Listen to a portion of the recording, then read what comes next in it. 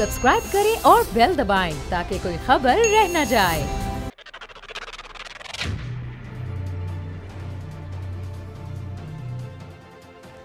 अस्सलाम वालेकुम नाज़रीन, मैं हूँ समी इब्राहिम और ये टाइम तो हमारे प्रोग्राम तजिया का है, लेकिन पिछले कई घंटों से हम एक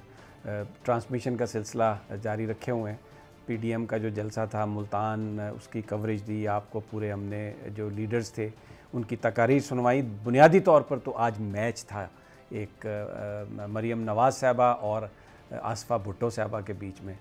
मरियम साहबा तो ख़ासा तजुर्बा हासिल कर चुकी हैं पब्लिक गैदरिंग में जाकर बोलने का,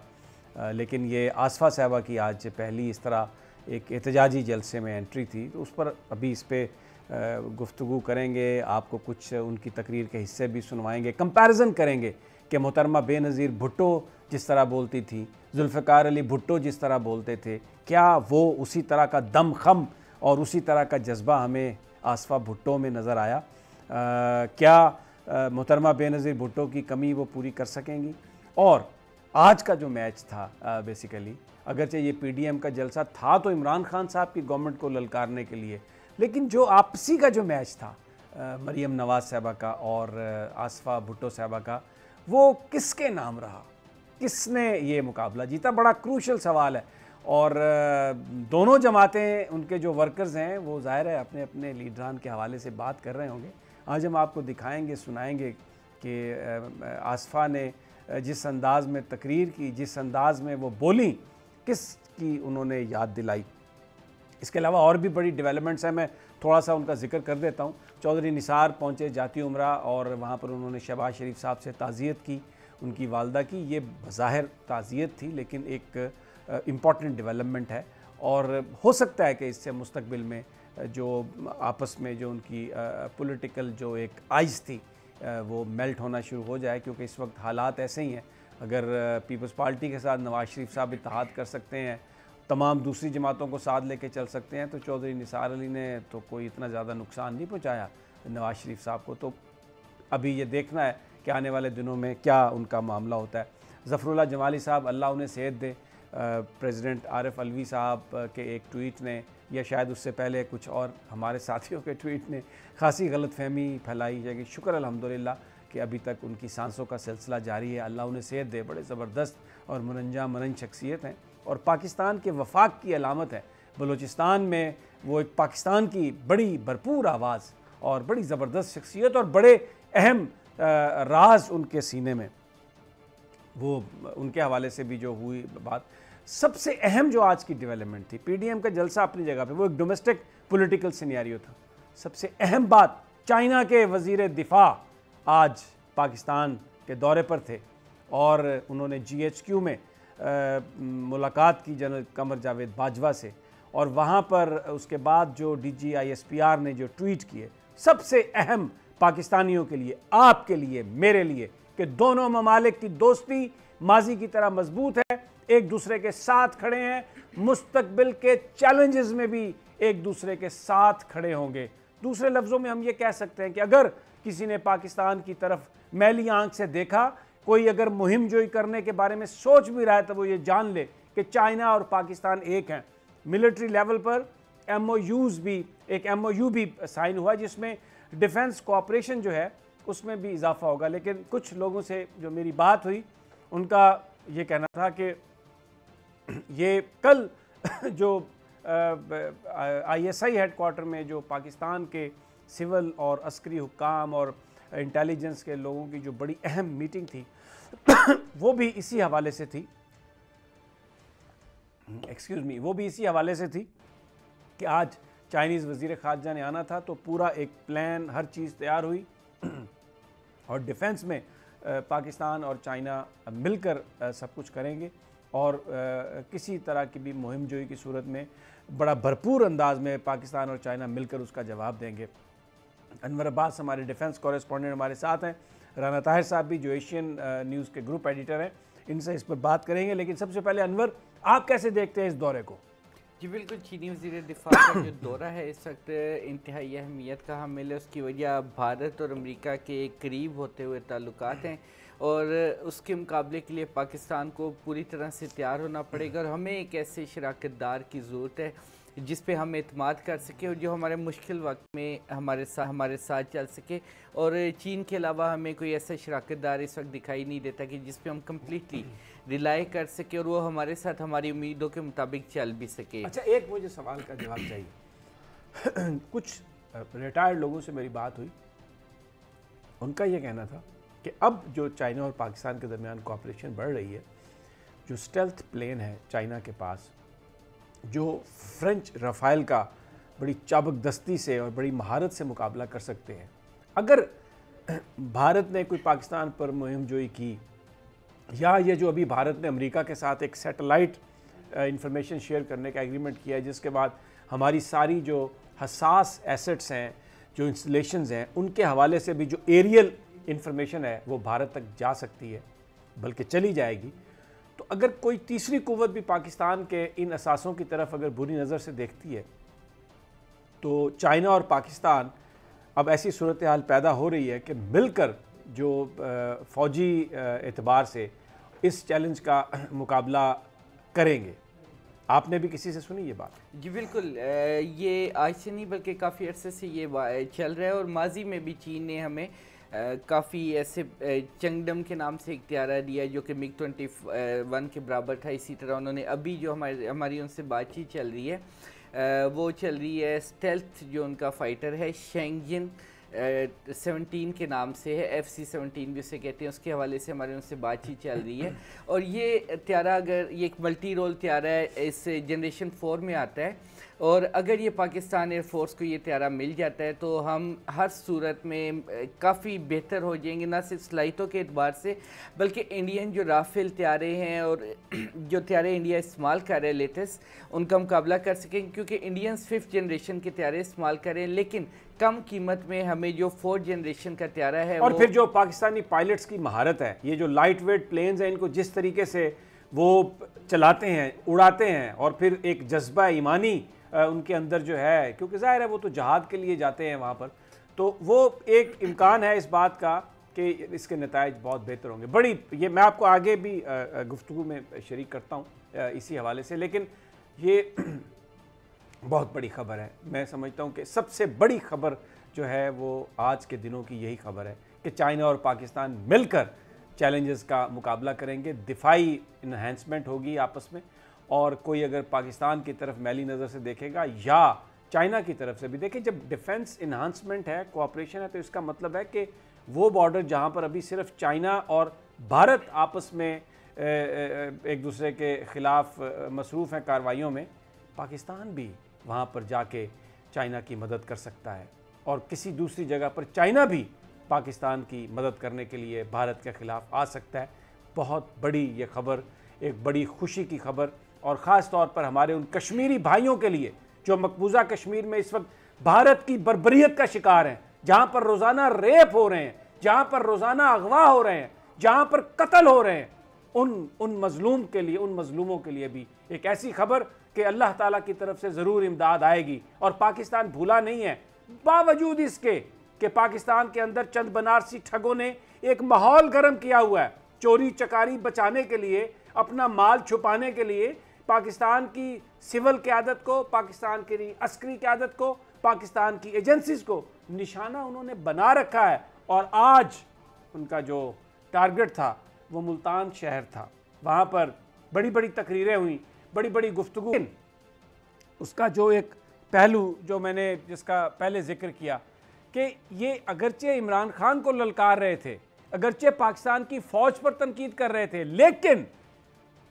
اس اتحاد کے اندر جو دو بڑی پارٹیاں ہیں، آج ان کے جو مستقبل کے قائدین ہیں، ان کے درمیان بھی ایک مقابلہ تھا. اور محترمہ بے نظیر بھٹو کی صاحبزادی آصفہ بھٹو موجود تھی. انہوں نے جس انداز میں تقریر کی، بڑی مختصر تقریر تھی. پہلے تو جو تقریر مریم نواز صاحبہ کی تھی وہ تو عرفان صدیقی صاحب کی لکھی ہوئی تھی، وہ ان کے اپنے خیالات تو تھے نہیں، کیونکہ میڈیکل کالج میں امتحان میں جتنے نمبر انہوں نے حاصل کیے اور پھر جس طرح سے ان کا وہ ایڈمیشن ہوا میڈیکل کالج میں، وہ مائیگریشن وغیرہ، اور پھر اس کے بعد میری ان اتالیق سے بھی گفتگو رہی ہے جو گھر میں درس و تدریس کا سلسلہ کرتے رہے، جب اپنی سپتری کو سیاست میں اتارنے کا فیصلہ کیا نواز شریف صاحب نے، وزیر اعظم ہاؤس میں بھی وہ لیکچر دیتے تھے انٹرنیشنل ریلیشنز کے، تو وہ جو ساری گفتگو میں نے سنی وہ میں اکثر عرفان صدیقی صاحب کے کالموں میں وہ فکریں ہم پڑھتے رہتے ہیں کہ جس طرح آج وہ اس کی وہ تکرار کر رہی تھی، اور پرچی کے بغیر نہ ابا جی نے کبھی تقریر کی نہ کبھی سپوتری نے تقریر کی۔ آج ان کے ہاتھ میں تو نواز شریف صاحب، تو مجھے یاد ہے جب ہم امریکہ میں تھے اور وہ وائٹ ہاؤس اوباما سے ملنے گئے تو چھوٹی چھوٹی پرچیاں تھیں ان کے ہاتھ میں، گھر سے ٹائپ کر کے گئے ہوئے تھے، آپ یقین کریں میں نے خود دیکھا، یعنی لگ تو ایسا رہا تھا کہ شاید وہیں پر اوباما صاحب نے گفتگو کی اور انہوں نے نوٹس لے لیے اور ان کے سوالوں کے وہ جواب دے رہے تھے، ایسا نہیں تھا، قطعی طور پر ایسا نہیں تھا، وہ ٹائپ کر کے آئے ہوئے تھے گھر سے کہ بھائی اوباما صاحب جو مرضی کہیں میں طے کہنا ہے۔ تو آج مریم صاحبہ کے ہاتھ میں ایک بہت بڑا پرچہ تھا اور اتنا جھوٹ بولا انہوں نے، یہ فرق تھا آصفہ بھٹو کی تقریر اور محترمہ مریم نواز صاحبہ کی تقریر میں، کہ مریم نواز صاحبہ کی جو تقریر تھی وہ اس میں کوئی تقریباً 97 پوائنٹ جھوٹ تھا۔ مثلا انہوں نے یہ کہا کہ میرے والد صاحب کو میرے یعنی والد کو میرے دادا کی نماز جنازہ پڑھنے کی اجازت نہیں دی گئی، ٹوٹل جھوٹ۔ کہا تھا نواز شریف صاحب نے، اجازت دی تھی کہ انہوں نے پرویز مشرف صاحب نے کہ آپ آئیے، آپ نماز جنازہ پڑھیے، یہاں پہ آپ رہیں 3-4 دن، سیاسی ایکٹیویٹی میں حصہ نہ لیں اور پھر واپس چلے جائیں، لیکن انہوں نے پریفر کیا کہ وہ نہیں آئیں گے۔ پھر انہوں نے جھوٹ بولا کہ یہاں پر یوسف رضا گیلانی صاحب کو ہٹا دیا گیا اور منتخب وزیر اعظم کو، تو وہ اب میرے پاس وہ ہے گفتگو میں آگے جا کے آپ کو سنواؤں گا۔ نواز شریف صاحب کہہ رہے تھے ان کے جناب یوسف رضا گیلانی کو کہ آپ جائیں جی، آپ تشریف لے جائیں، اور جب آپ کے الزامات ختم ہو جائیں گے تو پھر آپ آئیے گا آپ دوبارہ وزیر اعظم بننے کے لیے۔ پھر یہ بھی حوالہ دیا مریم نواز نے کہ جی وہ ذوالفقار علی بھٹو صاحب کی نماز جنازہ جو تھی وہ نہیں پڑھنے کی اجازت دی گئی۔ تو میں آپ کو وہ نواز شریف کا ایک شارٹ سناتا ہوں۔ نواز شریف اس قبیلے میں شامل تھے جن کے ہاتھ بھٹو کے خون سے رنگے ہوئے ہیں، جن کے ہاتھ پیپلز پارٹی کے کارکنوں کے خون سے رنگے ہوئے ہیں، جن کے ہاتھوں میں تازیانے تھے جو وہ اس وقت جمہوریت کا مطالبہ کرنے والے لوگوں کو مار رہے تھے، ان کو جیلوں میں ڈال رہے تھے، ان پر ظلم کر رہے تھے۔ یہی نواز شریف اور یہی مریم، یہ خون اس کنبے کے ساتھ تھا، اور آج جو وہ بات کر رہے تھے۔ اور میں آپ کو نواز شریف کی تقریر کا وہ حصہ سنواؤں گا جس میں وہ ذوالفقار علی بھٹو کو غدار کہہ رہا ہے، اور جس میں وہ محترمہ بے نظیر بھٹو کے بارے میں جو نازیبہ زبان استعمال کیا، آپ خود سن لیجئے گا، وہ میں سب آپ کو سنواؤں گا۔ لیکن آصفہ بھٹو کی تقریر میں مجھے کوئی جھوٹ نظر نہیں آیا۔ آصفہ بھٹو نے پیپلز پارٹی کی فاؤنڈیشن کے حوالے سے جو کچھ تھا اس کی تاریخ مختصر بیان کی، انہوں نے اپنے نانا کا ذکر کیا، انہوں نے اپنی والدہ کا ذکر کیا، انہوں نے کہا کہ فلاحی ریاست بنانا پیپلز پارٹی کا بنیادی مقصد تھا اور وہ مقصد اب بھی ہم اسی کے لیے کام کر رہے ہیں۔ بے نظیر انکم سپورٹ پروگرام کا حوالہ دیا انہوں نے کہ یہ ایک فلاحی پروگرام پیپلز پارٹی نے شروع کیا تھا، کوئی شک نہیں، سچ بات تھی، کوئی انہوں نے جھوٹ نہیں بولا۔ پھر اس کے بعد انہوں نے یہ کہا کہ بلاول بھٹو، چیئرمین بلاول بھٹو، ہم آپ کے ساتھ ہیں۔ انہوں نے اپنی لیڈرشپ کا کوئی وہاں پر کلیم نہیں کیا، جس طرح مریم نواز صاحبہ اپنے آپ کو کبھی حلیمہ سلطان بنتی ہیں گلگت بلتستان میں جا کے، کبھی یہاں پر آ کے محترمہ بے نظیر بھٹو کی طرح تقریر کرنے کی کوشش کرتی ہیں، جبکہ آصفہ بھٹو بالکل انتہائی سچائی سادگی سے جس انداز میں انہوں نے تقریر کی، ایک مختصر تقریر تھی لیکن ایک دل سے نکلنے والی آواز تھی، اور جو ان کے نعرے تھے میں آپ کو سنواتا ہوں، جو انہوں نے ذوالفقار علی بھٹو کے حوالے سے جو نعرے لگائے، میں آپ کو محترمہ بے نظیر بھٹو کے نعرے بھی سنواؤں گا، اور میں آپ کو جو آصفہ صاحبہ ہیں ان کے نعرے بھی آپ کو سنواتا ہوں۔ آپ خود دیکھ لیجئے گا، خون کیسے بولتا ہے, خون کیسے ٹریول کرتا ہے, خون کا جذبہ کیا ہوتا ہے. ذرا دکھائیے جو محترمہ آصفہ نے جو آج نعرے لگوائے. یہ نعرے آپ نے دیکھے, آپ نے محترمہ بے نظیر بھٹو کی جو گفتگو یا نعرہ جو تھا اس کو آپ نے سنا, پھر آپ نے آصفہ صاحبہ کا نعرہ سنا, پھر ہم نے آپ کو اینڈ میں وہ بھی سنوایا جس میں وہ بلاول بھٹو چیئرمین کے حوالے سے کہہ رہی ہیں, ورکرز کو یہ کہہ رہی ہیں کہ ہم بلاول آپ کے ساتھ ہیں. آج جو آصفہ کی آواز ہے, جس طرح سے وہ ملتان میں گونجی ہے, یہ فورم جو کچھ بھی تھا اس میں کوئی شک نہیں کہ یہ جو جماعتوں کا اجتماع ہے یہ پاکستان کی فورسز کو, پاکستان کی الیکٹڈ گورنمنٹ کو برا بھلا کہنے کے لیے بنایا گیا ہے. اور ان چیزوں کا بڑا گہرا تعلق ہے. یہ جو چائنا کے وزیر دفاع آئے, سی پیک پر جانے کی بات ہو رہی ہے, پاکستان کا ایک اسٹریٹجک شفٹ ہے, تو یہاں پر بھی نہ مولانا فضل الرحمان کو چین آ رہی ہے, نہ مریم نواز صاحبہ کا کہیں بیٹھنے کو دل کر رہا ہے. پھدک کر ایک شہر سے دوسرے شہر جا کر اس ملک میں انریسٹ اور ٹرموائل پیدا کرنے کی جو کوششیں ہیں, سب کو سمجھ ہے کہ اس کے پیچھے کس کا ہاتھ ہے اور یہ سب کچھ کیوں کرنے کی کوشش کی جا رہی ہے. لیکن آج آصفہ کی پہلی انٹری تھی. رانا صاحب,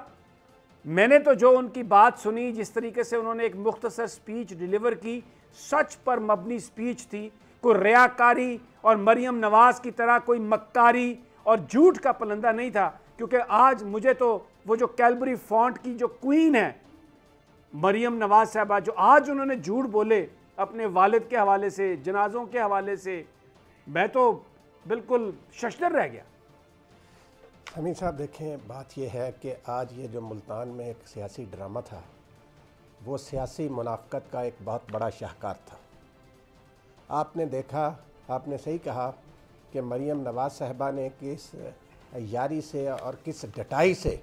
ذوالفقار علی بھٹو کے جنازے کی بات کی اور اپنے دادا کے جنازے میں اپنے والد کو شرکت نہ کرنے کی اجازت دینے کا جھوٹ بولا. آپ نے بالکل صحیح کہا کہ اس وقت کے صدر پرویز مشرف نے 2 ٹوک الفاظ میں میسیج دیا تھا کہ بھئی آؤ اپنے باپ کا جنازہ پڑھو اور 5-4 دن یہاں رہ کے چلے جاؤ واپس. لیکن کیونکہ وہ اس کو ایک سیاسی رنگ دینا چاہتے تھے اس لیے وہ نہیں آئے. دوسری بات جو بھٹو کے جنازے کی بات کی ہے, سمیع صاحب کوئی شرم ہوتی, کوئی حیا ہوتی ہے کہ بندہ بات کرے تو وہ بات کرے کہ بھئی بات یہ ہے کہ آپ کے منہ سے یہ بات سچتی ہے. آج پی ڈی ایم کا وہ جلسہ جس کی صدارت محترم مولانا فضل الرحمان صاحب فرما رہے تھے, سمیع صاحب کیا منافقت ہے سیاست میں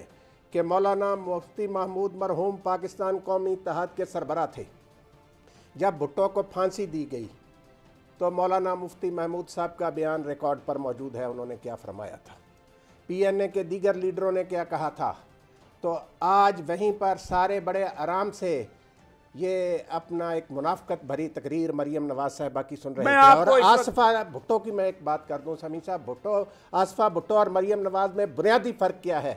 کہ آصفہ بھٹو ایک صاف دامن کے ساتھ سیاست میں انٹر ہوئی ہیں, ان پر کرپشن کا کوئی الزام نہیں ہے, ان پر پاکستان کے سلامتی کے اداروں کے خلاف کوئی ڈان لیکس بنانے کا الزام نہیں ہے. جو مریم نواز صاحبہ نے جس طریقے سے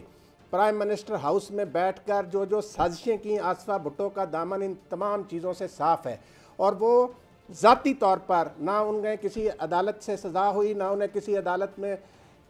طلب کیا گیا, نہ ان پر کوئی کرپشن کا الزام لگا. ایک فرق ہے کہ مریم نواز صاحبہ جو ہیں انہیں نااہل بھی قرار دیا نیب کورٹ نے, ان کے خلاف وہ کس طرح جھوٹ بولتی رہیں, ہر چیز پہ انہوں نے جھوٹ بولا, اپنے اثاثوں کے حوالے سے جھوٹ بولا. اور آج پتہ نہیں یہ لوگوں کو کیا سمجھتے ہیں کہ کس ڈٹائی سے وہ, آپ ذرا وہ سنا دیں لوگوں کو تاکہ پتہ چلے کہ یہ حقیقت. یہاں سمیع صاحب ایک میں جملہ بتا دوں آپ کو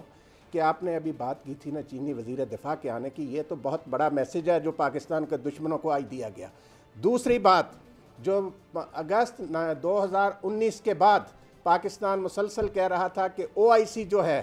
وہ بھارت کی مذمت کرے, تو بالآخر OIC کے وزرائے خارجہ نے, یہ پاکستان کی بہت بڑی سفارتی کامیابی ہے عمران خان کی حکومت کی, کہ اسلامی وزرائے خارجہ نے بھارت کی نہ صرف مذمت کی اور انہیں کہا کہ وہ 5 اگست سے پہلے والا سٹیٹس جو ہے مقبوضہ کشمیر میں بحال کرے. بلا شبہ یہ ایک بہت بڑی یہ ڈیولپمنٹ ہے، لیکن پاکستان میں اپوزیشن کو اس قسم کی ڈیولپمنٹ سے کوئی انٹرسٹ نہیں ہے۔ مولانا فضل الرحمان مرے جا رہے ہیں، ابھی ملتان گئے ہیں تو اپنے زخم چاٹ رہے ہوں گے، کیونکہ تقریباً 40 دکانیں تھیں ناجائز جو قابض تھے، ان کے بچے جو ان سے چھڑوا لی گئیں۔ حالانکہ کوئی بندہ تصور نہیں کر سکتا، کیونکہ یہ جو مدارس ہیں یہ ان کی چھوٹی چھوٹی فیکٹریاں ہیں، یہ ان کے چھوٹی چھوٹی یہ فرنچائز بزنسز ہیں۔ یہ کہتے ہیں نا جی کہ فلاں فوڈ چین ہے، فلاں ڈپارٹمنٹل سٹورز ہیں، تو یہ مولانا جو کام کرتے ہیں یہ اس کو اسی انداز میں دیکھتے ہیں، تو یہ اپنے وہاں پر زخم چاٹ رہے ہوں گے، اسی لیے ان کو بہت زیادہ غصہ ہے۔ اس لیے یہ جو چیزیں جس میں پاکستان کے عوام کی بھلائی، کشمیر کمیٹی کے وہ چیئرمین رہے، OIC، بالکل درست فرمایا آپ نے رانا صاحب کہ OIC وزراء خارجہ نے جو کشمیر کے حوالے سے سٹیٹمنٹ دی، وہ بھارت کے منہ پر ایک بڑا تمانچہ ہے، اس کے باوجود کہ چائنا، کہ یہ سعودی عرب، بھارت، یہ سب امریکن ایک امریکہ کے ساتھ بڑا سٹرونگ ان کا ریلیشن شپ اور اس لابی میں ہے یہ، اور پاکستان سفر کر رہا ہے اسی کی وجہ سے، کیونکہ ہم اسٹریٹجک شفٹ میں ہیں، ہمارا ٹلٹ چائنا کی طرف ہے۔ لیکن اس کے باوجود جو سعودی عرب نے پاکستان کی وہ جو بات تھی، وہ جو مطالبہ تھا، اس کو مانا، اور یہ صرف پاکستان کے مطالبے کو نہیں مانا انہوں نے، جو کشمیر کے اندر مسلمانوں کا جو خون بہہ رہا ہے، سعودی رولرز نے شاید وہ جو ظلم ہے اس کو محسوس کیا، اور اس کے بعد انہوں نے وہاں پر وزرائے خارجہ کانفرنس میں یہ ریزولوشن منظور کی گئی، اور یہ کہا گیا کہ یہ جو سٹیٹس ایبروگیٹ کیا گیا اس سے پہلی پوزیشن میں واپس جائے، یعنی وہ جو ڈسپیوٹڈ اس کی حیثیت ہے اس کو بحال کر کے، تو پھر اس کا حل جو ہے وہ باہمی مذاکرات یونائٹڈ نیشنز ریزولوشنز کے تحت کیا جائے، یونائٹڈ ریزولوشنز کے تحت ڈیفینیٹلی۔ یہ ایک بہت بڑی ڈیولپمنٹ ہے، لیکن ملتان کے جلسے میں اس کا کوئی ذکر نہیں ہے، ملتان کے جلسے میں کشمیریوں کی مظلومیت کا کوئی ذکر نہیں ہے، صرف اپنا ذکر ہے، میرے چاچا، میرے تایا، میرے دادا، میری دادی، میری مامی، میری نانی، میری چاچی، اس کو نہیں بنایا، اس کو بنایا، وہ وزیر اعظم تھا، میں وزیر اعظم تھی۔ چھوٹا سا ایک وقفہ لیتے ہیں اور اس کے بعد ان کی جو یہ سارا جو ماتم تھا اور جس طرح نوئے انہوں نے پڑھے وہاں پہ، ساری آپ کو تفصیلات کے ساتھ حاضر خدمت ہوں گے، لیکن ایک چھوٹے سے وقفے کے بعد۔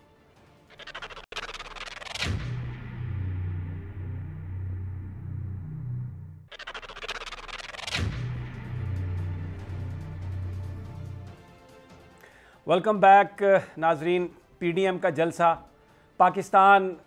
کے حکمران، پاکستان کی سول قیادت، پاکستان کی فوجی قیادت بھرپور انداز میں کوشش کر کے پاکستان کے دفاع کو ناقابل تسخیر بنانے کے لیے کوشش کر رہی ہے، اور اس حوالے سے بڑی کامیابیاں بھی ہیں، لیکن ملتان کے جلسے میں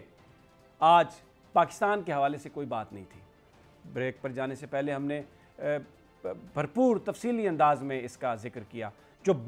بڑی کامیابیاں پاکستان نے حاصل کی۔ چائنا کے ساتھ جو MOU سائن ہوا، چائنا کی فوج اور پاکستان کی فوج کے ساتھ آج، جس کی تیاری کے لیے کل آپ پارا میں ISI ہیڈ کوارٹرز میں پاکستان کی سول قیادت، پاکستان کی عسکری قیادت مل کر بیٹھے، پاکستان کے جو سارے چیلنجز تھے ان کا احاطہ کیا، ان کو دیکھا، اور آج جنرل قمر جاوید باجوہ کے ساتھ جب وزیر دفاع کی ملاقات ہوئی تو اس میں پیپلز لبریشن آرمی کے چیف بھی موجود تھے۔ پاکستان کی فوج اور چائنا کی فوج کے درمیان یہ معاہدہ ہوا کہ آنے والے دنوں میں مستقبل کے خطرات دونوں ممالک مل کر اس کا مقابلہ کریں گے۔ کوئی دشمن، چاہے وہ بھارت ہو، چاہے وہ امریکہ ہو یا کوئی اور، پاکستان کی طرف میلی آنکھ سے بھی نہیں دیکھ سکے گا۔ اور جو چائنا کے پاس جو سارا زبردست ان کی جو ٹیکنالوجی ہے، اسٹیلتھ فائٹر، باقی اور جو ساز و سامان ہے، اگر ضرورت پڑے گی تو وہ پاکستان کی حفاظت کے لیے استعمال ہوگا۔ OIC وزرائے خارجہ بالآخر ایک ریزولوشن آئی جس میں بھارت کے منہ پر ایک تمانچہ رسید کیا گیا۔ وہ لوگ جو یہ کہتے تھے کہ سعودی عرب اور پاکستان کے تعلقات بہت خراب ہو گئے ہیں، کیا جواب دیں گے اب؟ اس میں کوئی شک نہیں کہ سعودی عرب ایک انڈیپینڈنٹ ملک ہے، ان کی اپنی ترجیحات ہیں، پاکستان ایک انڈیپینڈنٹ ملک ہے، لیکن دونوں ایک دوسرے کی ضرورت ہے۔ پاکستان مکہ شریف اور مدینہ منورہ کی وجہ سے پابند ہے اس بات کا، پاکستان کی سیکیورٹی فورسز کا یہ وعدہ ہے کہ وہ جو ہمارے مقدس مقامات ہیں ان کی حفاظت کے لیے صرف سیکورٹی فورسز نہیں، پاکستان کا بچہ اپنا سر کٹانے کے لیے تیار ہے. اور سعودی عرب نے بھی جو کشمیریوں کے ساتھ ظلم ہو رہا ہے اس کی آہوں کو، اس کی چیخوں کو سنا، اور یہ ایک جوائنٹ ایک ریزولوشن جس میں یہ کہا گیا کہ یہ جو ایبروگیشن کی انہوں نے اسپیشل سٹیٹس کی، اس پرانی حیثیت کو بحال کیا جائے، تمام اقدامات کو واپس کیا جائے، اور یونائٹڈ نیشن ریزولوشنز کی روشنی میں مسئلہ کشمیر کا حل تلاش کیا جائے. نہ صرف یہ بلکہ آنے والا جو OIC وزرائے خارجہ کا اجلاس ہے، اگلا اجلاس جو اگلے سال ہوگا، اس کی میزبانی بھی پاکستان کو ملے گی. انور عباس، یہ ملتان کے جلسے میں کسی لیڈر کو یہ توفیق نہیں ہوئی کہ وہ یہ بات کرے کہ وہ کشمیریوں کے جو زخم ہیں ان پر مرہم رکھے، ان کو پرسہ دے کہ گھبراؤ نہیں، یہ پوری قوم آپ کے ساتھ ہے اور پوری قوم آپ کے لیے کوشش کر رہی ہے. انور عباس جی بالکل، یہ بہت بڑی ڈیولپمنٹ ہے. اور ابھی OIC کے جو 47 سیشن ہوا ہے وزرائے خارجہ کی جو اجلاس تھا، اس میں مختلف ممالک کے وزرائے خارجہ کے ساتھ سائیڈ لائن ملاقاتیں بھی، اور اس اجلاس میں بھی یہ فیصلہ کیا گیا کہ آئندہ اجلاس میں اس کی میزبانی پاکستان کرے گا اور یہ اسلام آباد میں منعقد ہوگا، اور اس میں کشمیر کو نہ صرف بھرپور انداز میں اجاگر کرنے کا، کشمیریوں کے مسائل کو، مظالم کو اٹھانے کا موقع ملے گا، بلکہ دنیا کی توجہ کا مرکز یہ خطہ بنے گا، پاکستان بنے گا، اور پاکستان کی بدولت کشمیر پر دنیا کی توجہ آئے گی، اور یہ کافی بڑی ڈیولپمنٹ ہے. اس کے علاوہ قرارداد جو منظور ہوئی اس میں بھارت سے کہا گیا کہ پیلٹ گنز کے استعمال کو ترک کیا جائے، جو غیر قانونی محاصرے اور قتل عام جاری ہے بھارت کی جانب سے اس کو فوری طور پہ بند کیا جائے، جو کووڈ-19 کی آڑ میں ظالمانہ کارروائیاں کی جا رہی ہیں مقبوضہ کشمیر میں ان کو فوری طور پہ ختم کیا جائے. اور بھارت سے مطالبہ کیا گیا کہ جو جتنے بھی جو لیڈران ہیں، جو سیاسی قائدین ہیں اور عام قائدین ہیں، کشمیری قائدین جن کو کہ غیر ضروری طور پہ حراستی مراکز میں رکھا گیا، ان کو قید و بند کی صحبتیں برداشت کر رہے ہیں، ان کو فی الفور رہا کیا جائے. اس کے علاوہ کافی ایسی مشترکہ قرارداد میں چیزیں تھیں جن کو تمام ممالک کی حمایت حاصل تھی اور متفقہ طور پہ اس قرارداد کو منظور کیا گیا. اس کے علاوہ جو ڈکلیریشن یا اعلامیہ جاری ہوا ہے اس میں بھی کشمیر کے حوالے سے کہا گیا ہے کہ مقبوضہ کشمیر میں بھارت حالات کو نہ صرف بہتر بنائے بلکہ مظالم کا فوری خاتمہ کرے. اچھا جی رانا صاحب، میں یہ جو پولیٹیکل جو خبر ہے، شہباز شریف صاحب جاتی عمرہ میں اور چودھری نثار علی ان سے ملنے آئے، انہوں نے ان کو ریسیو کیا اور ان کو شاید اپنی والدہ کا غم ڈیفینیٹلی ہے، اسی لیے وہاں پر وہ ٹھہرے ہوئے ہیں. مریم صاحبہ تو آج سیلفیاں بنوا رہی تھیں، میں ان کو دیکھ رہا تھا، ان کے چہرے پر ہنسی تھی، ان کے چہرے پر مسکراہٹیں تھیں، ان کے چہرے پر خوشیاں تھیں. شاید وہ جو ایک لیڈر بننے کا خواب تھا ان کا، اب وہ انہیں پورا ہوتا ہوا نظر آ رہا ہے، کیونکہ نواز شریف صاحب بھی یہاں پر نہیں ہیں. جہاں پر وہ جاتی ہیں ایک کراؤڈ انہیں مل جاتا ہے، لوگ ان کو اوپر یعنی عزت و احترام سے لے جاتے ہیں، بٹھاتے ہیں انہیں. یہ جو چودھری نثار علی خان صاحب کے ساتھ جو ملاقات ہے، یہ صرف افسوس کے لیے تو نہیں ہوگی، اس کے کچھ آگے سے کچھ نکلیں گے. اور خاص طور پر جو آج صحافیوں سے شہباز شریف صاحب نے گفتگو کی ہے کہ جی ڈائلاگ، نیشنل ڈائلاگ، یہ بات تو وہ شروع سے کر رہے ہیں، لیکن پرائم منسٹر بالکل واضح کر چکے ہیں کہ جو بھی معاملہ پاکستان کے آئین میں ریفارمز کے لیے ہے، پاکستان کے نظام کو بہتر بنانے کے لیے ہے،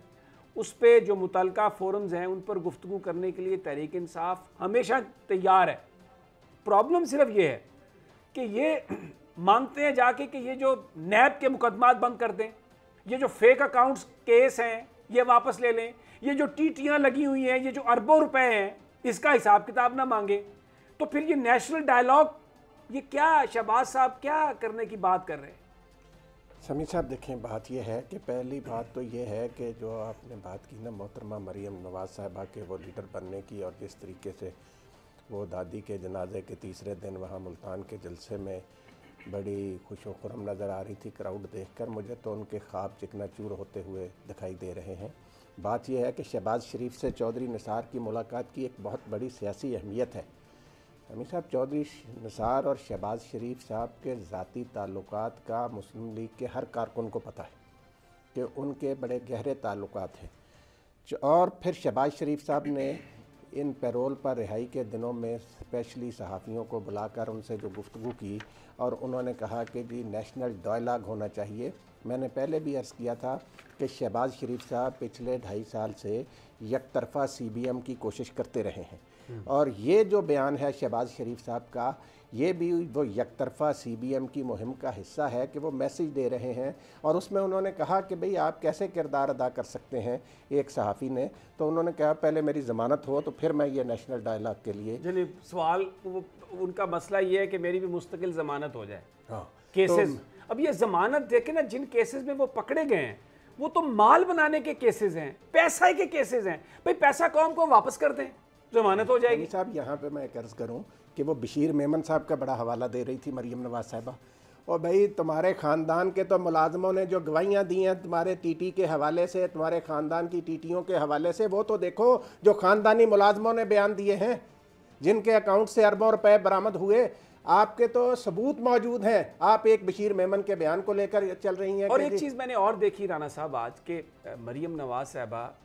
इमरान खान साहब पर जो इल्ज़ाम लगाने की कोशिश कर रही थी कि जी वो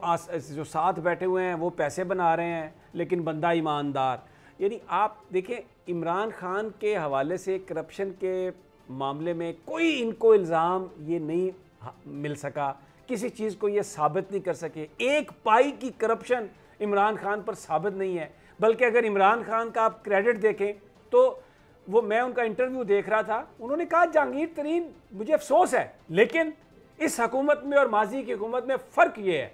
कि इदारे जो हैं वो किसी को बचाने के लिए मेरी तरफ से कोई इंस्ट्रक्शन नहीं जाएगी। कोई सरकारी एहलकार है, कोई पार्टी का वर्कर है, कोई ओहदेदार है, कोई दोस्त है, अगर किसी ने जुर्म किया है तो वो उसकी सज़ा भुगतेगा। अब ये फिनोमेना एक्सेप्टेबल नहीं है अपोजिशन को।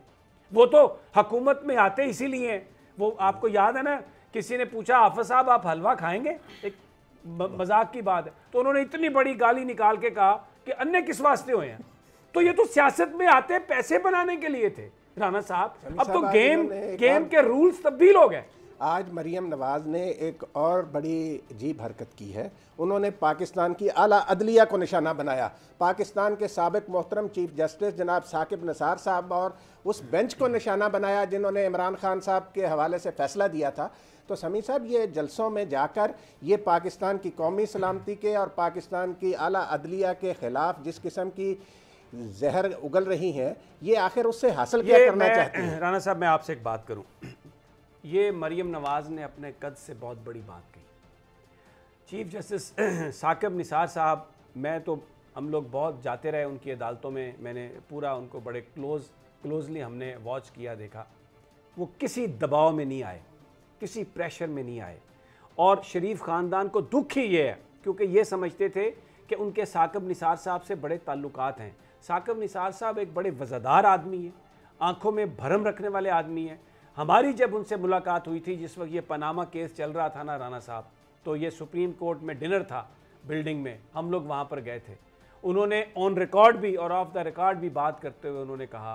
कि करप्शन के हवाले से, उन्होंने सहाफ़ियों से भी कहा कि करप्शन के हवाले से अगर आपके पास कोई सबूत है और वो किसी के हवाले से भी है, आप मेरे पास वो ले आइएगा। सुप्रीम कोर्ट ऑफ पाकिस्तान कानून के मुताबिक एक्ट करेगी। और उन्होंने किसी तरह के भी दबाव के आगे झुकने से इनकार किया। तो जो मरियम नवाज़, मैं आज सिर्फ इनसे ये कहूँगा, असी पंजाबी में ये कहते हैं चंद ते थुकना मुँह ते थुकना। आप जो साकिब निसार साहब के हवाले से सवाल उठा रही हैं ना, आप अपने वालिद को, अपने चचा को, अपने भाइयों को, अपने दामन पर जो आपके लगे हुए जो दाग हैं चोरी के, वो वीडियोस, वो सारे इंटरव्यूज़ जिसमें आपने कहा कि हमारी कोई प्रॉपर्टी नहीं है, हमारे पास तो है ही कुछ नहीं, वो अरबों खरबों रुपए जो आपके निकले, आप अगर उसकी सफाई दें, उसकी तरफ फोकस करें तो वो ज़्यादा बेहतर होगा। साकिब निसार साहब के हवाले से लोग जानते हैं वो एक दरवेश चीफ जस्टिस थे और उन्होंने किसी तरह के भी उनके बड़े ताल्लुकात थे, लेकिन उन्होंने उस ताल्लुकात को कभी भी उन फैसलों में आने नहीं दिया। राना साहब, ये तो हमने खुद विटनेस किया। बिल्कुल सही कह रहे हैं समी साहब, उनके तमाम फैसले जो हैं उनसे देखें, हमजा शहबाज साहब का एक ज़ाती मामला था। अगर साकिब निसार साहब के दिल में किसी के बारे में कोई इंतकामी जहन होता उनका, تو وہ اس مسئلے کو کوئی دوسرا رنگ دے سکتے تھے، لیکن ثاقب نثار صاحب نے اس مسئلے کو بھی خوش اسلوبی سے حل کروا دیا۔ تو یہ چیزیں جو ہیں مریم نواز صاحبہ کو چاہیے کہ وہ اعلیٰ عدلیہ کے خلاف زہر اگلنے سے پہلے ذرا دیکھیں کہ کبھی قطری خط لے کر آتے ہیں تو اعلیٰ عدلیہ کیا کرے؟ اعلیٰ عدلیہ آپ کے باپ کو نااہل قرار نہ دے تو اور کیا کرے؟ بالکل ایسا ہی ہے۔ اچھا جی رانا صاحب، ایک اور ایشو ہے جس پر میں آج بات کرنا چاہ رہا ہوں، اور ابھی طور خان بزدار ڈیرہ غازی خان کی ایک شخصیت ہیں، بڑا ان کے حوالے سے خبریں بھی بڑی آتی رہی ہیں، آدمی ہیں، بہت کچھ ان کے بارے میں کہا گیا، ہمارے دوستوں نے کہا وہاں پر کچھ مسائل ہیں کیونکہ میں سن رہا تھا، یہ سیگمنٹ میں کر اس لیے رہا ہوں کہ پرائم منسٹر صاحب نے یہ کہا کہ عثمان بزدار صاحب کو اس لیے چیف منسٹر بنایا کہ وہ ایک ایسے علاقے سے ہیں جو کم ترقی یافتہ ہے، تو ہمیں ان علاقوں کی طرف توجہ دینی ہے جو کم ترقی یافتہ ہیں، تو وہاں کے اگر لوگوں کو ہم لے کے آئیں تو وہ زیادہ اس حوالے سے بہتر کام کر سکیں گے کیونکہ وہ سمجھتے ہیں۔ تو عثمان بزدار صاحب کی جو آمد تھی وہ بھی اسی حوالے سے پرائم منسٹر کے مطابق اسی سلسلے کی کڑی تھی۔ تو طور خان بزدار ہمارے ساتھ ٹیلی فون لائن پر ہیں، وہاں پر بڑے اہم معاملات ہیں، ترقی کے حوالے سے بہت کچھ ہوا ہے، ابھی بہت کچھ کرنے کی ضرورت ہے۔ تو السلام علیکم خان صاحب۔ وعلیکم السلام سر۔ طور خان صاحب بہت مہربانی، بڑا شکریہ آپ تشریف لائے ٹیلی فون پر۔ یہ جو مسئلہ ہے بلوچستان لیویز کا اور وہاں پر یہ جو سارے تمن جو ہیں، اس کے حوالے سے آپ کہنا چاہتے ہیں؟ ایشو کیا ہے؟ سر بہت مہربانی، اللہ آپ کو خوش رکھے، آپ نے ہمیں لائن پہ لیا، میں آپ کا شکر گزار ہوں۔ مسئلہ یہ ہے قبائلی علاقہ کوہ سلیمان نیوی اس کو کہتے ہیں B M P, border military police, B M P کی ترقی کے لیے وزیر اعلیٰ پنجاب سردار عثمان احمد خان بزدار صاحب سے اقدامات کی appeal. Border military police B M P سن 1890 میں بنایا، بارڈر پولیس اور ملیشیا فرنٹیئر۔ بیسیکلی آپ یہ کہہ رہے ہیں، اگر میں کیونکہ وقت ہمارے پاس کم ہے، آپ یہ کہنا چاہ رہے ہیں کہ جو بارڈر ملٹری پولیس ہے یا جو دوسرے جو اس طرح کے لیویز ہیں، ان کو بجائے اس کے کہ آپ پولیس میں ضم کریں، ان کو پولیس کے مطابق آپ مراد دیں، اور یہ جو ان کے تمن ہیں، جو تھانے ہیں 24-25 کے نزدیک ہیں لگ بھگ ہیں، جو میں پڑھ رہا تھا سارا، وہ آپ لوگوں کی ٹرانسفر ایک علاقے سے دوسرے علاقے میں کریں ایک سال کے بعد، تاکہ لوگوں میں زیادہ آگاہی پیدا ہو۔ اور یہ علاقہ بڑا سینسٹیو ہے بہت ہی، کیونکہ بارڈر ایریا ہے اور یہاں پر کرائم بھی بہت ہیں، اور یہ جو بعض اوقات جو کرمنلز ہیں وہ چھپ بھی جاتے ہیں وہاں پہ جا کے، تو ان اداروں کا رول بہت اہم ہے۔ اور آپ یہ چاہ رہے ہیں کہ چیف منسٹر صاحب اس حوالے سے کوئی کارروائی کریں جس سے ان لوگوں کو انسینٹیو بھی ہو، پولیس کو، یہ لیویز کو، بارڈر ملٹری پولیس کو، جو دوسرے جو تمام ادارے ہیں۔ یہی آپ کہنا چاہ رہے ہیں نا سردار صاحب؟ سر میں یہ کہنا چاہ رہا ہوں، جو وزیر اعلیٰ پنجاب سردار عثمان خان بزدار صاحب اب تک جو فیصلے وہ تاریخی ہیں، ان کی مثال پہلے نہیں ملتی۔ بی ایم پی اور بلوچ لیوی کو پولیس میں ضم کرنے بجائے اس کو پولیس کے برابر سہولت، اس کے مساوی اسٹرکچر دیا جائے، اس سے بی ایم پی کی کارکردگی پہلے سے کہیں بہتر ہو جائے گی اور نتائج بھی اچھے ہوں گے۔ اچھا، اور بی ایم پی کے معاملات اس وقت پی اے کے ذریعے چلائے جا رہے ہیں۔ موجودہ پی اے اگرچہ بہت محنت کر رہے ہیں، اس کے نتائج بھی سامنے آ چکے ہیں، اور بی ایم پی کو جن کا مسائل کا سامنا ہے ان میں سرفس نفری کی کمی، گاڑیوں کا دیگر مشینری آلات، وسائل کی کمی۔ آپ کہہ رہے ہیں کہ وسائل زیادہ ملنے چاہیے، وسائل زیادہ ملنے چاہیے، اور بی ایم پی کی جو منظور شدہ پوسٹیں سینکشن ہیں قریب 30% زائد خالی پڑی ہوئی ہیں۔ ضرورت اس امر کی ہے کہ منظور شدہ اسامیوں کی تعداد کو تمام خالی اسامی بھرتی کی جائے، اور دوسرا ایک عام تجویز یہ ہے، یہ وہ فورس ہے کہ جو لوگ یہ مقامی ہیں، یہ فوری طور پر لوگوں کے مسئلے بغیر ایس آئی آر ایک لڑی جا کر حل کر دیتے ہیں پنچایت کے ذریعے۔ इस वक्त जो कोहेसर BMP डेरा टोटल जो है ना 25 थाने हैं, ठीक है, जबकि 17 पिकट पोस्ट हैं। उसूली तौर पर ये कम है। थानों और पिकट के क्याम के फौरी तौर पर थानों पिकट में इजाफा किया जाए। ठीक हो गया सर, बिल्कुल ठीक है सरदार साहब। मैं क्योंकि वक्त कम है, मैं ये बिल्कुल आप जो समझ में आ गई ये बात, और उम्मीद है कि जो वज़ीर आला साहब हैं वो भी इस हवाले पर, क्योंकि आप एक बड़े ज़बरदस्त आप समाजी कारकुन हैं, इलाके में आपकी बड़ी खिदमात हैं। वज़ीर आला साहब भी इसको सुनेंगे, देखेंगे, और हम भी अपनी बोल की स्क्रीन से, क्योंकि वज़ीर आज़म साहब की ये जो बात है, ये बेसिकली जो सेगमेंट हमने ऐड किया, ये प्राइम मिनिस्टर की उस गुफ्तगू को सुनने के बाद सच्ची बात है कि मुझे ये इंस्पिरेशन हुई कि बिल्कुल जो हमारा रूरल एरिया है, जो हमारे दूर दराज के इलाके हैं, जहाँ पर लोग करोड़ों की तादाद में बसते हैं, लेकिन मीडिया उनकी तरफ नहीं देखता। कभी रेटिंग का इशू आ जाता है, कभी कोई और इशू आ जाता है, और दूसरा वहाँ से प्रॉपर कम्युनिकेशन भी हमारे पास नहीं आती। तो हम इंशाल्लाह अपने हर प्रोग्राम में, मैं बल्कि आज जो भी हमारे देखने वाले हैं उनसे मैं ये दरख्वास्त करूँगा कि आपके इलाके में जो भी मसाइल हैं, इस तरह के जो इज्तिमाई मसाइल हैं जिनका ताल्लुक़ उस इलाके की फ़लाह बहबूद से है, और वो अगर अभी तक उस तवज्जो नहीं हुकाम की हासिल कर सके, आप हमारे साथ रब्ता करें, हमें व्हाट्सएप करें, हमें ईमेल करें, हमें टेलीफोन करें। हम अपने हर प्रोग्राम में ये जो हमारे नेशनल इश्यूज़ हैं उनके साथ साथ वो इश्यूज़ भी नेशनल इश्यूज़ हैं, क्योंकि उसका ताल्लुक़ भी आप लोगों की ज़िंदगियों से है, और ख़ास तौर पर उन इलाकों से होगा जो निगलेक्टेड हैं, जिनको मीडिया इग्नोर करता है, जिनके हवाले से बात नहीं की जाती। राना साहब क्या कहेंगे आप? ये अब कितनी तौर खान साहब ने जो बात कही है, बड़ी ज़बरदस्त बात है कि इसमें वसाइल की कमी है, but things can be done. देखें, तौर खान साहब ने समी साहब बहुत अहम मसले की तरफ तवज्जो दिलाई है। आपने बिल्कुल सही कहा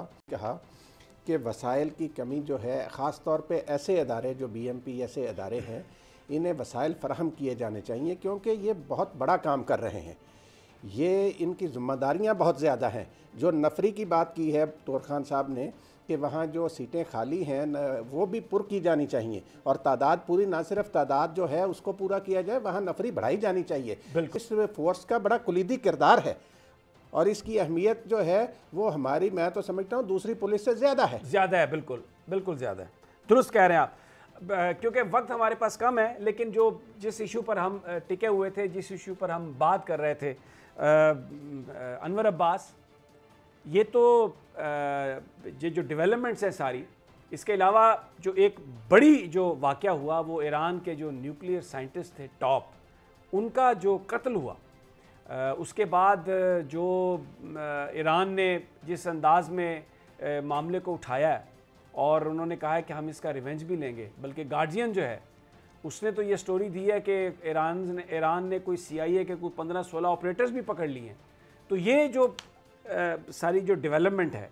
इसको पूरे जो बदलती हुई सूरत हाल से देखें। और फिर एक और जो अहम डेवलपमेंट है जो आप में से जिक्र कर रहे थे, कि तालिबान के डेलीगेशन ने जो ईरानी साइंटिस्ट वो कत्ल किए गए हैं, उस पर ना सिर्फ ताज़ियत की है, उसकी मज़म्मत की है, बल्कि कतर में वो जो ईरानियन एम्बेसी है वहाँ पर उन्होंने विज़िट भी किया है। तो तालिबान के ईरान के साथ जो बढ़ते हुए रवाबित हैं, ये भी एक बड़ी अहम डेवलपमेंट है खित्ते में। जी बिल्कुल। माजी में जब जनरल कासिम सुलेमानी को हिट किया था अमेरिकन से बगदाद में, तो फौरी तौर पर ईरान की तरफ से मिसाइल फायर किए गए थे इराक़ में। इसके अलावा अफ़गानिस्तान में एक त्यारा गिराया गया था जिसमें रीजनल CIA के चीफ मारे गए थे। लिहाजा ये कहना कि ईरान इस पे खामोश रहेगा, ये शायद मुमकिन नहीं होगा। हो सकता है अब वो कब बदला लेंगे, किस सूरत में लेंगे, ये आने वाला वक्त इसको तय करेगा। लेकिन इस सारी सूरत हाल में जो इस वक्त खामोशी है वो काफ़ी मुल्कों के लिए बाइस परेशानी और बाइस तशवीश है, बिलखुसूस इसराइल के लिए, अमेरिकन के लिए। और इसराइल ये चाहता है कि ईरान फौरी तौर पे बदला ले, ताकि जो नई अमरीकी इंतज़ामिया आई है इस वक्त जो बाइडन की क़यादत में, वो ईरान के साथ P5+1 के हवाले से कोई ज़्यादा डेवलपमेंट आगे ना बढ़ सके, कोई जंगी या तनाव की सूरत हाल पैदा हो। इसी तरह आज एक बड़ी डेवलपमेंट जो अफ़गान तालिबान के पॉलिटिकल ऑफिस का वफ्द है वो दोहा में ईरानी सफारत खाने में गया है, اور وہاں پہ اس نے ایرانی سفیر جو ہیں مجید ان سے حمید کہانی سے ملاقات کی ہے، اور یہ ملاقات میں انہوں نے تعزیت کی ہے محسن فخری زادہ کے مرڈر کے حوالے سے، اور ایرانی سفیر کے ساتھ اس کے علاوہ دیگر امور پر بھی بات چیت ہوئی ہے، جو کہ ہمیں یہ بتاتا ہے کہ اس وقت ایران طالبان کے ساتھ ایک اچھے تعلقات کے دور میں داخل ہو رہا ہے، اور پاکستان اور ایران مل کے افغانستان میں بہتر انداز میں پیس. تو جناب دوسرے لفظوں میں آپ یہ کہیں نا کہ وہ جو چائنیز بلاک جو ہم سوچتے تھے وہ اب بنتا ہوا نظر آ رہا ہے، اور اچھی بات یہ ہے سعودی عرب کو بھی اس بات کی ریئلائزیشن ہے، اور انہوں نے جو اب کیا ہے وہ یقیناً پاکستان اور سعودی عرب کے درمیان جو تعلقات ہیں، اگر اس میں جو ایک برف تھی اس کو پگھلانے میں بڑا اہم کردار ادا کرے گا، اور یہی ایک کامیاب خارجہ پالیسی ہوگی پاکستان کی کہ اپنے مفادات کو دیکھتے ہوئے اپنے تمام برادر ممالک سے، تمام ہمسایہ ممالک سے تعلقات کو بہتر انداز میں چلائے. صرف ایک ہمارا ہمسایہ ایسا ہے بھارت، ہوسٹائل، جو قاتل ہمسایہ ہے، جو بے درد اور ظالم ہمسایہ ہے، اور سب مل کر اگر اسلامی ممالک اس ہمسائے کو سبق سکھانے کا سوچیں تو اس سے بڑی کامیابی پاکستان کے عوام کے لیے اور کیا ہو سکتی ہے. مجھے رانا طاہر صاحب کو اور انور عباس کو اجازت دیجیے، کل پھر انشاءاللہ ملاقات ہوگی. اللہ نگہبان.